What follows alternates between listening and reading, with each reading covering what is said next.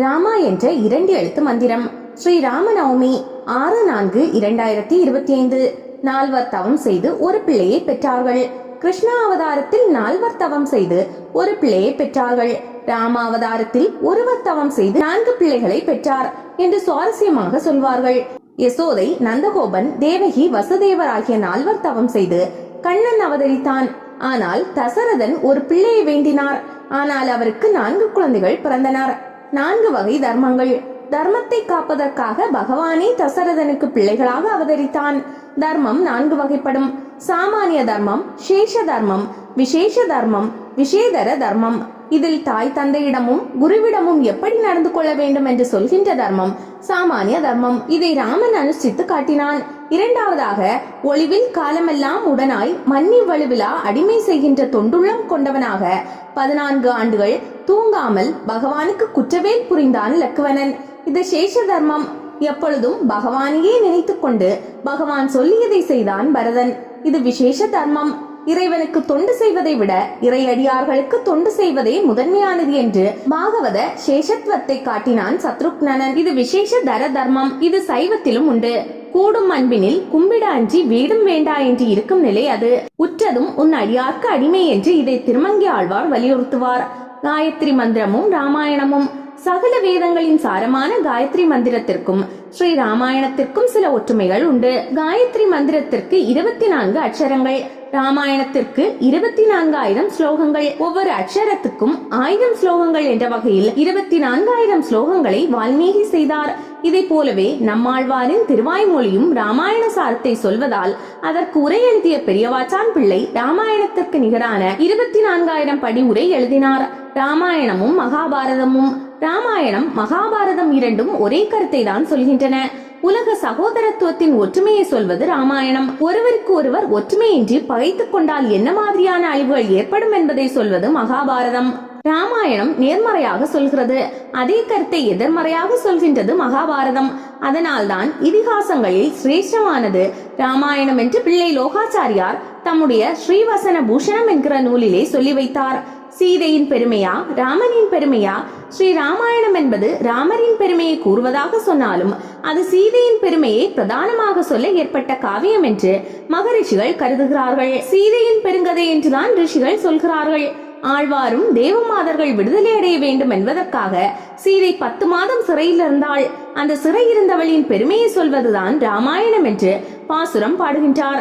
தெய்வ பெண்கள் கால்களில் விலங்கை வெட்டி விடுகைக்காக தன்னை பேணாதே அங்கே புக்கு தன் காலிலே விலங்கை கோத்து கொண்டவள் என்று நாட்டிலே பிரசித்தியானவள் எண்ணுதல் என்பது உரையாசிரியர்கள் கருத்து. முக்தி நகரங்களில் தலை அயோத்தி. ஸ்ரீராமர் முக்தி தரும் 7 நகரங்களில் ஒன்றான அயோத்தியில் அவதரித்தார். எனவே அயோத்தியையும் ஸ்ரீராமரையும் நினைத்தாலே புண்ணியம் வரும். முக்தி தரும் 7 ஸ்தலங்களுள் முதல் சேத்திரம் இது. முக்கியமான சேத்திரமும் கூட. அயோத்தியா, மதுரா, மாயா, காசி, காஞ்சி, அவந்திகா, புரி, துவாரகா, துவஸ்வை, சப்தஏகா, மோஷதாயகா என்ற வாக்கியத்தின்படி அயோத்தியா, மதுரா, ஹரித்வார், காசி, காஞ்சி, உஜ்ஜயினி மற்றும் துவாரகா என்ற 7 சேத்திரங்களும் முக்தி தரும் ஸ்தலங்களாகும். இந்த 7ம் நாராயணனுக்கு அவயங்கள் ஆகும். அயோத்தி சிரசு, காசி மூக்கு, மதுரா கழுத்து, மாயா மார்பு, துவாரகா கொப்புள், காஞ்சி இடுப்பு, அவந்திகா பாதம். அயோத்தியின் புனித தலம். பகவான் நித்தியவாசம் செய்யும் வைகுண்டத்தின் ஒரு பகுதியே அயோத்தி. மனு இந்த ஊரை சரையு நதியின் தென்கரையில் நிறுவினார் என்பதை புராணங்கள் மூலமாக தெரிந்து கொள்ள முடிகிறது. அயோத்தியின் வாசலில் அனுமனும் அதற்கு தெற்கில் சுக்ரீவனும் அவனுக்கு அருகில் அங்கதனும் தெற்கு வாசலில் நளனும் நீலனும் மேற்கில் வக்ரதனும் வடக்கில் விபீஷணனும் வாழ்ந்து கொண்டு இந்த நகரத்தை காப்பாற்றி வருகிறார்கள் என்ற ஐதீகம். ஸ்ரீ ராமபிரான் வாழ்க்கையில் நடந்த பல விஷயங்களின் அடிசுவடுகளை இன்றும் நாம் அயோத்தியில் தரிசிக்க முடியும். அதனால் அயோத்தியை புனித தலமாக இந்திய மக்கள் கருதுகிறார்கள். அயோத்தியில் தரிசிக்க வேண்டிய இடங்கள் நிறைய இருக்கிறது. அயோத்தியா ரயில்வே நிலையத்தினுள் சுவர்களில் ஸ்ரீராம் சரித் மானஸ் என்ற துளசிதாஸ் ராமாயணத்தில் இருக்கும் வரிகள் எழுதப்பட்டுள்ளன. சரையு குழந்தைக்கு அமுதம் தரும் தாயின் மார்பகம் போல உயிர்களுக்கு அமுதம் தரும் வற்றாத நதி சரையு. சரையு நதி அயோத்தியில் அற்புதமாக ஓடிக்கொண்டிருக்கிறது. சரையு நதியின் மூலம் ஆப்கானிஸ்தானிலிருந்து வருகிறது. அதன் பெயர் ஹரிருத் என்று குறிப்பிடப்படுகிறது. இந்த சரையு நதியுடன் 2 நதிகள் கலக்கின்றன. கர்னால் மற்றும் மகாகாளி என்பவை அவை. ராமரின் அவதார தினமான ராமநவமி அன்று ஏராளமான பக்தர்கள் அயோத்தியின் சரையு நதியில் இறங்கி நீராடுகிறார்கள். ராம்காட் என்னும் இடத்தில் எண்ணற்ற பக்தர்கள் வந்து நீராடி சங்கல்பம் செய்வதை இன்றும் காணலாம். ராமர் இந்த உலக வாழ்வை முடித்துக் கொள்ள தீர்மானித்த போது இந்த நதியில் தான் இறங்கினார் என நம்பப்படுகிறது. இந்த இடம் குப்தக்காட் என்று அழைக்கப்படுகிறது. பிரணவம் நடந்தது. ராமபிரான், லட்சுமணன், சீதை மூவரும் காட்டிற்கு செல்கிறார்கள். இதை விவரிக்கக்கூடிய பெரியவர்கள் அவர்கள் மூவரும் பிரணவம் போல நடந்து செல்கிறார்கள் என்று ஓமை கூறி விவரிக்கிறார்கள். வேதத்தின் சாரம்தான் பிரணவம், அதாவது ஓம்காரம். ஓம்காரத்தில் 3 எழுத்துக்கள் இருக்கின்றன. ஆ எழுத்து இறைவனையும், அதாவது ராமரையும், ஊ என்கின்ற எழுத்து பிராட்டியையும், மா என்ற எழுத்து ஜீவாத்மாவாகிய லட்சுமணனையும் குறிக்கும். இந்த 3 எழுத்தும் தனித்தனியாக பிரிக்க முடிந்தாலும் எப்பொழுதும் பிரியாமலேயே இருக்கும். அப்படி மூவரும் ஒருவரை தொடர்ந்து ஒருவராக காட்டில் நடந்து செல்கிறார்கள் என்பதை பிரணவம் சென்றது என்று சுவாரஸ்யமாக குறிப்பிடுகிறார்கள். பிரணவத்தை ஒரே அட்சரமாக நினைப்பது போல நாம் சீதாராம லட்சுமணர்களை இணைத்து தியானம் செய்ய வேண்டும். ஸ்ரீராமனும் ஸ்ரீ ராமானுஜரும், ஸ்ரீ ராமபிரானுக்கும் ஸ்ரீ ராமானுஜருக்கும் பல ஒற்றுமைகள் இருக்கின்றன. அதாவது ராமர் சித்திரை நவமியில் புனர்பூசத்தில் அவதரித்தார். ராமானுஜரின் அவதாரம் மேஷ மாதமான சித்திரையில் நிகழ்ந்திருக்கிறது. இருவரும் உலகை ரமிக்க செய்தவர்கள். இருவர் பெயரிலும் ராம என்ற நாமம் உண்டு. இருவருக்கும் பல ஆச்சரியங்கள். இருவருமே சரணாகதி சாஸ்திரத்தின் மகிமையை சொல்வதற்காக அவதரித்தவர்கள். இருவருமே திருவரங்கநாதரிடத்தில் பெரும் அன்பு கொண்டவர்கள். ஏன் ராம அவதாரம்? ராமபிரான் தனது உலகமான வைகுண்டத்திற்கு செல்கின்ற போது எல்லோரையும் அழைத்து சென்றார் என்று நம்மாழ்வார் பாடுகின்றார். வைகுண்டம் என்பது மேலேறுவது, மேல்நிலைக்கு செல்வது. இதை வள்ளுவரும் வானோர்க்கும் உயர்ந்த உலகம் என்று சொல்வார். எல்லோரையும் உயரே ஏற்ற கீழே இறங்க வேண்டும். கீழே இறங்குதல் தான் அவதாரம். ராமபிரான் அவதரிக்க காரணம் மற்றவர்களை மேல்நிலைக்கு அழைத்து செல்வதுதான். மோட்சம் என்பது மறு உலகம் என்று சொல்வதை போலவே விடுதலை பெறுதல் என்ற பொருளும் உண்டு. எதிலிருந்து விடுதலை பெறுதல் என்றால் துன்பங்களிலிருந்து விடுதலை பெறுதல். அதனால் தானே ராமன் காட்டிற்கு செல்லும் போது அயோத்தி மக்கள் அழுதார்கள். தோல்வியே இல்லை. அவன் ஜெயராமன். ஸ்ரீ ராமாயணத்தில் தோல்வி என்பதே கிடையாது. ராமன் அம்பு பழுதுபட்டு திரும்பியதில்லை. ஒக பானம் முயன்று தியாகராயர் ராமபாணத்தின் பெருமையை பாடுவார். தோலா வீரன் என்று வேதாந்த தேசிகர் ராமனின் வீரத்தை பாடுவார். எல்லா இடங்களிலும் வெற்றிதான். ஆகையினால் தான் ஸ்ரீராம ஜெயம் எழுதுபவர்களுக்கும் ஸ்ரீராம ஜெயம் சொல்பவர்களுக்கும் தோல்வி என்பது வருவதில்லை. ஏன் ராமர் பெயர் இல்லை? ஒரு அருமையான பாட்டு. அரியணை அனுமன் தாங்க, அங்கதன் உடைவாள் ஏந்த, பரதன் வெண்குடை விக்க, இருவரும் கவரி பற்ற, விரைசரி கமலத்தாள் சேர் வெண்ணையூர் சடையன் தங்கள் மரபுளோர் கொடுக்க வாங்கி வசிஷ்டனே புனைந்தான் மௌலி. இந்த பாட்டிலே ராமர் பட்டாபிஷேகம் நிகழ்ச்சி விவரிக்கப்பட்டுள்ளது. ராமருக்கு பட்டாபிஷேகம் செய்தார்கள். சரி, இதில் ராமர் பெயர் இல்லையே, என்ன காரணம்? இதற்கு சுவையான விளக்கம் சொன்னார்கள் பெரியவர்கள். பட்டாபிஷேகம் என்கின்ற அந்த கிரீடம் ராமர் தலையில் வைக்கப்பட்டது ஒரு பக்கம் இருக்கட்டும். ஆனால் வெகு ஜனங்களின் அபிப்பிராயம் மகிழ்ச்சி ஆகிய கிரீடத்தை, அதாவது மக்களின் அபிமானத்தை ராமபிரான் சூட்டிக்கொண்டான். ஒவ்வொருவர் இதயத்திலும் ஆட்சி செய்தான். அதாவது மக்களின் அபிமானத்தை ராமபிரான் சூட்டிக்கொண்டான். ஒவ்வொருவர் இதயத்திலும் ஆட்சி செய்தான். ராமர் சூடிய கிரீடம் தங்கள் தலைமையில் வைத்ததாகவே மக்கள் கருதினார்கள். எல்லா மக்களின் ஒட்டுமொத்த பிரதிநிதியாக ராமன் இருந்ததால் ராமன் பெயர் இதில் கம்பன் நேரடியாக குறிப்பிடவில்லை என்று பெரியவர்கள் கருத்து. ஏன் சித்திரையில் ஸ்ரீராமநவமி? ஸ்ரீராமநவமியானது சித்திரை மாதத்தில் வருகின்றது. ராமபிரான் அவதாரம் செய்தது மட்டுமல்ல, பட்டாபிஷேகம் செய்த மாதம் சித்திரை மாதம். சித்திரை மாதத்திற்கு அதிதேவதை விஷ்ணு. விஷ்ணு என்றால் கரந்து எங்கும் பறந்து உள்ளன் என்பது போல எல்லா இடத்திலும் வியாபித்து உள்ளவன் என்று பொருள். நிறைந்த ஒளியை உடையவன் என்று பொருள். தமிழ் வருடத்தின் முதல் மாதம் சித்திரை மாதம். எனவே ராமபிரான் விஷ்ணு மாதத்தில் மேஷத்தில் நவக்கிரக தலைவன் சூரியன் அதி உச்சத்தில் இருந்தபோது அவதரித்தான். வசந்த ருதுவும் ராமநவமியும்.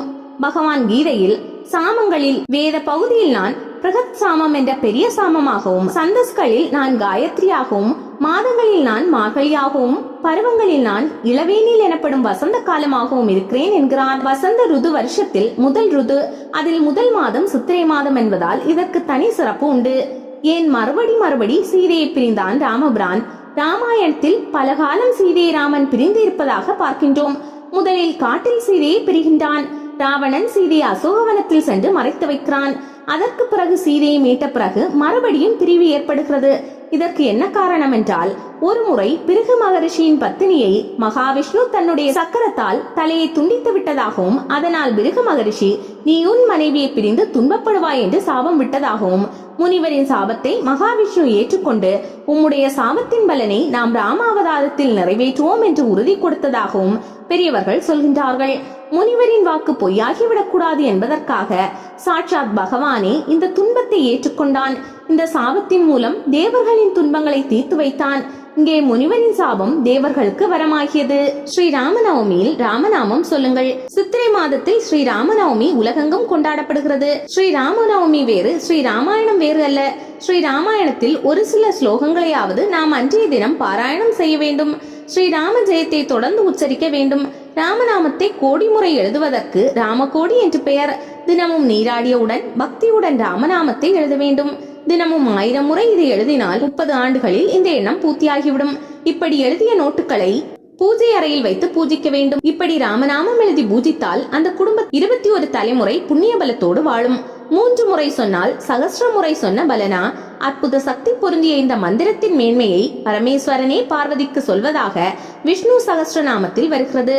ஸ்ரீ ராம ராம ராமேதி ராமே ராமே மனோரமே சகஸ்ரநாம் தத்துல்யம் ராமநாம வாரணனே என்ற இந்த ஸ்லோகத்தை தினமும் குறைந்தது 11 முறை சொல்லுங்கள். வீட்டில் சுபிட்சம் தேடி வரும். ராம ராம ராம என 3 முறை சொன்னால் எப்படி 1000 நாமத்திற்கு சமமாகும் என சந்தேகம் வரும்.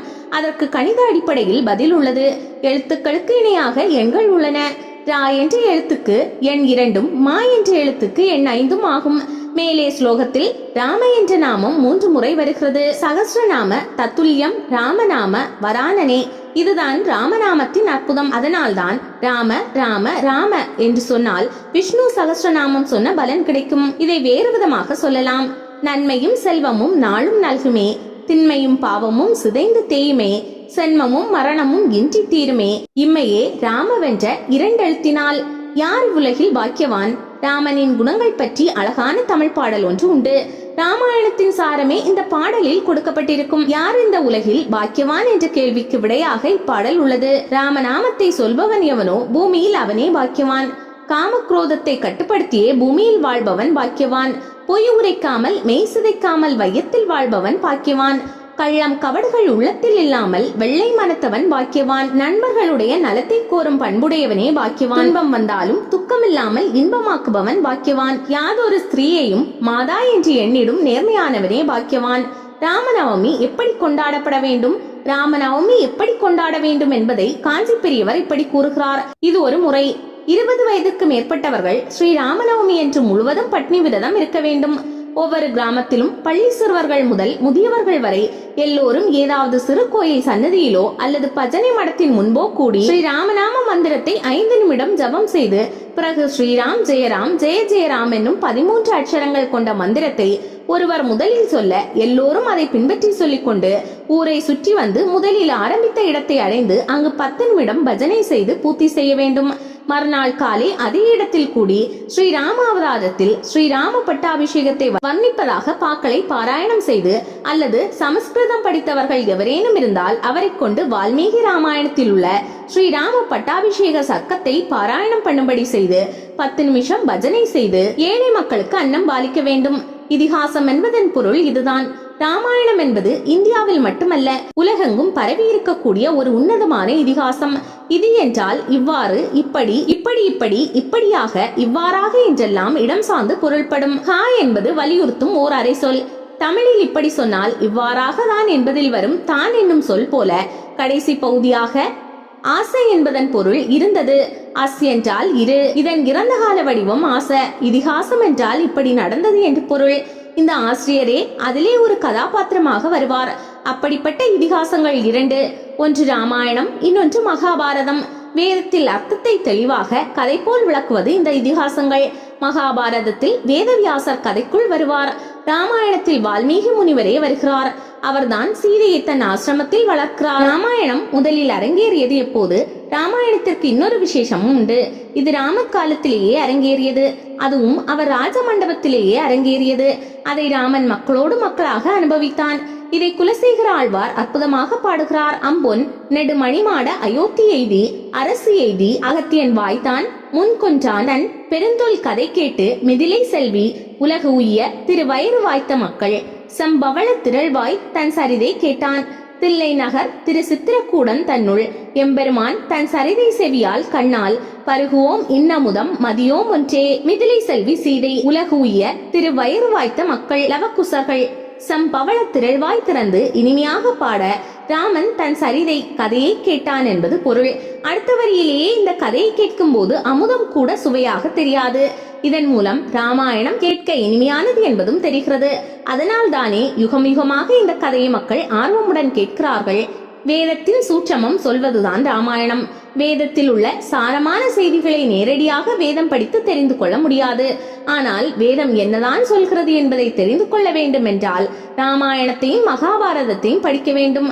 அதிலும் குறிப்பாக ராமாயணத்தை படிக்க வேண்டும் என்பதால் கற்பார் ராமபிரானை எல்லால் மற்றும் கற்பரோ புற்பா முதலா புல்லரும்பாதி ஒன்றியே நற்பால் அயோத்தியில் வாழும் சராசர முற்றவும் நற்பாலுக்கு உய்த்தனன் நான்முகனார் பெற்ற நாட்டுள்ளே என்று நம்மாழ்வார் பாடினார். வேதத்திற்கு உரை செய்தவருமான ஸ்ரீ பாஷ்யம் எழுதியவருமான ஸ்ரீ ராமானுஜ ராமாயணத்தில் மிகுந்த ஆற்றலும் ஆர்வமும் கொண்டிருந்தார். ராமாயணத்தில் சொல்லப்பட்ட சூட்சம தத்துவங்களை கொண்டுதான் ஸ்ரீ பாஷ்யத்தை அவர் எழுதினார் என்பார்கள். அதனால்தான் அமுதனார் படிக்கொண்ட கீர்த்தி ராமாயணம் என்னும் பக்தி வெள்ளம் குடிக்கொண்ட கோயில் எம் ராமானுஜன் என்று பாடியிருக்கிறார். அதாவது எப்போதும் ராமாயணம் ராமானுஜர் நெஞ்சத்தில் இருக்குமாம். அதுதான் அவரை வழி நடத்தியதாம். இப்படி நம்மையும் வழி நடத்தி நல்வழி காட்ட இந்த ராமநவமியில் ஸ்ரீ ராமாயணத்தை பாராயணம் செய்வோம். ஸ்ரீராமனின் குணங்களை கொண்டாடுவோம். ஸ்ரீ ராமநாமம் ஜபம் செய்வோம். உலகம் சர்வ சகோதர ஒற்றுமையுடன் வாழ பிரார்த்தனை செய்வோம். செயலிலும் முனைவோம். அதுதான் நிஜமான ஸ்ரீ ராமநவமி.